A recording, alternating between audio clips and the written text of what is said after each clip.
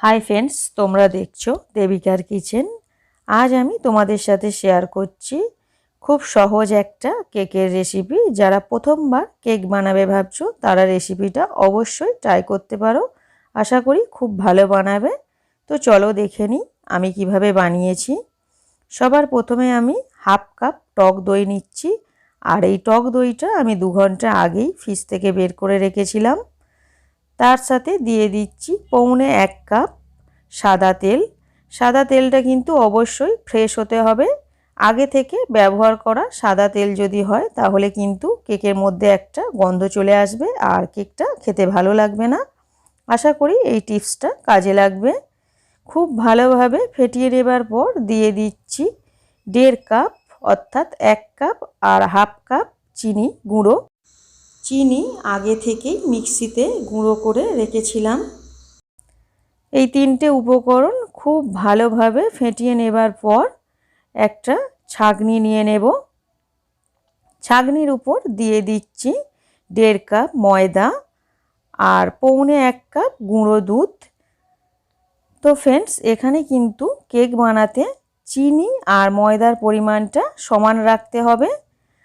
আর সাদা তেলের পরিমাণটা হবে ময়দা বা চিনি যে পরিমাণ নেবেন তার অর্ধেক, গুঁড়ো দুধের ক্ষেত্রেও তাই।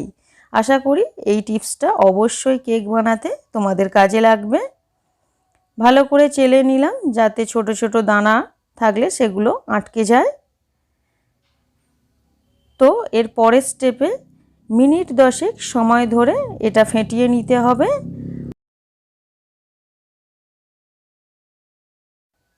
অল্প অল্প করে দুধ অ্যাড করছি। দুধটা আগে জাল দিয়ে ঠান্ডা করে নিয়েছি। গরম দুধও এক্ষেত্রে ব্যবহার করা যাবে না। পারফেক্ট কেকের জন্য একটা স্মুথ মিশ্রণ আমাদের রেডি করতে হবে। মিশ্রণটা যদি পাতলা হয়ে যায় তাহলে কিন্তু কেকটা ভিতর থেকে কাঁচা থেকে যাবে। আর যদি খুব ঘন হয়ে যায় সেক্ষেত্রেও কিন্তু কেকটা শক্ত হয়ে যাবে। দেখতেই পাচ্ছ কতটা স্মুথ মিশ্রণ রেডি করছি। আর যত বেশি সময় ধরে তোমরা এই মিশ্রণটা ফেটিয়ে নেবে কেকটা কিন্তু ততটাই তুলতুলে হবে। একটা বাটি নিয়েছি, অ্যালুমিনিয়ামের বাটি। বাটির চারপাশটা সাদা তেল মাখিয়ে দিচ্ছি। তোমাদের কাছে যদি এই অ্যালুমিনিয়ামের বাটি না থাকে সেক্ষেত্রে তোমরা স্টিলের বাটি ব্যবহার করতে পারো। বাটির মাপ করে কাগজ আমি আগেই কেটে রেখেছিলাম। আমার কাছে বাটার পেপার নেই, নর্মাল যে কাগজে লিখি সেই কাগজই কেটে রেখেছিলাম। কাগজের উপরে সামান্য তেল দিয়ে যদি এইভাবে লাগিয়ে দেওয়া হয় তাহলে কিন্তু কেকটা খুব সহজেই বাটি থেকে ছেড়ে যায়। আর সাইডেও আমি কাগজ দিয়ে দেব, না হলে কিন্তু সাইডের দিকের কেকটা একটু শক্ত হয়ে যায়। কাগজের দুদিকটাই আমি ভালো করে তেল মাখিয়ে নিচ্ছি।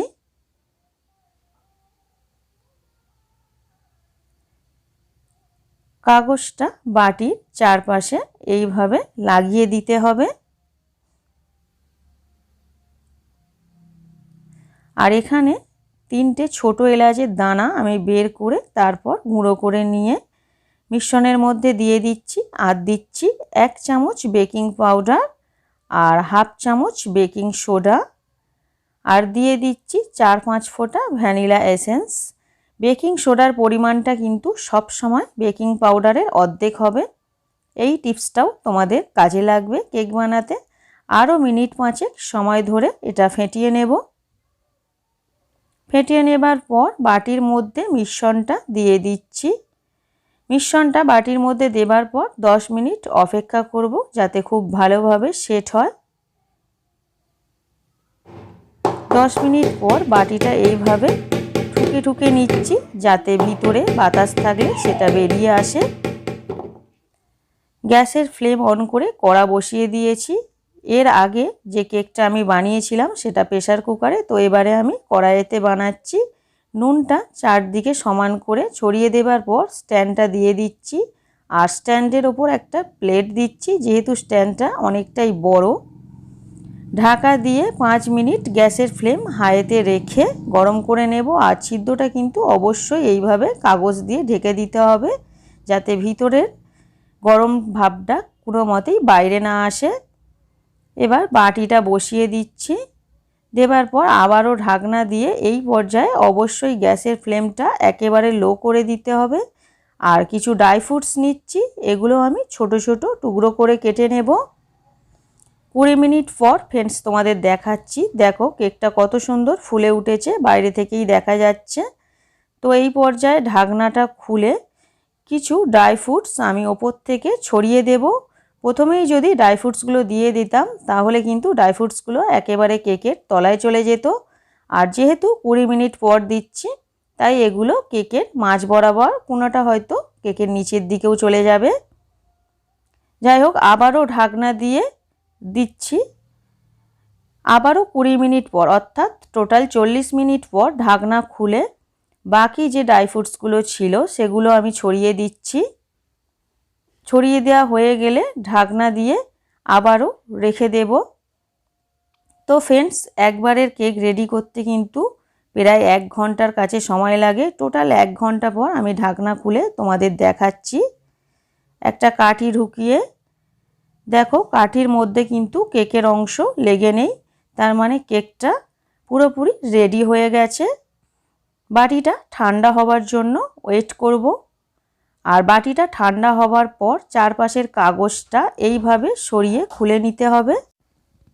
ফ্রেন্ডস, পারফেক্ট কেক বানানোর জন্য কিন্তু কেকের পরিমাপগুলো সঠিক হওয়াটা খুব দরকার।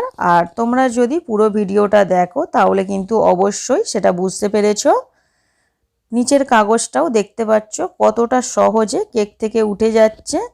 আর কেকের ধারের অংশটা কিন্তু শক্ত হয়নি, নরমই আছে। তো ফ্রেন্ডস, কেমন লাগলো আমার এই কেকের রেসিপিটা অবশ্যই আমাকে কমেন্টে জানাবে।